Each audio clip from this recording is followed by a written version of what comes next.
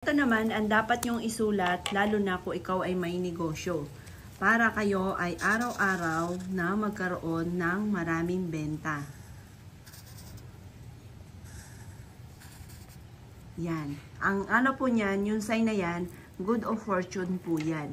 Yan po, isusulat nyo po yan sa inyo pong negosyo. Halimbawa sa may pintuan or kaya po sa may sahig, pwede rin po siya. Kasi ito, mag-a-attract siya ng good of fortune. Para kayo po ay lagi na lamang pong mabenta, araw-araw mabenta. Pero ugaliin nyo din, subok na rin po ito at ginagawa ko rin po ito tuwing umaga. Ako po ay lagi kong binubukas sa bibig ko na magkakaroon ako ng maraming benta. Ngayong araw na ito, maraming benta na darating sa akin. Ganun po mga bossing. Laging magaganda yung sinasabi.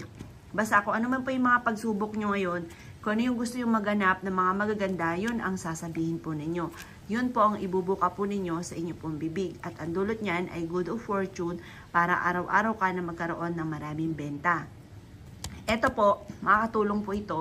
Lalo na, ilagay nyo rin ito sa wallet ninyo. Pwede rin yung sign na yan, good of fortune sa wallet. Pwede rin yung sign na ganito sa may pintuan ng bahay. Or kaya po sa kwarto natin, pwede rin po yung sign na ganyan. Pwede rin po yung sign na ganito, ilagay natin sa may higaan po natin para habang tayo natutulog, nag-a-attract tayo ng good of fortune. Subukan nyo po itong gawin mga bossing ko at i-share nyo na rin yung ating video para tayo ay makatulong din sa iba mga bossing. Subukan nyo po ito, proven po ito, napakaswerte po nito. Basta think positive, be positive at positive po lagi ang magaganap po sa inyo. Kaya ako'y kinaniwala sa ganitong mga pamamaraan as yung mga boss. Good luck po sa inyo po lahat.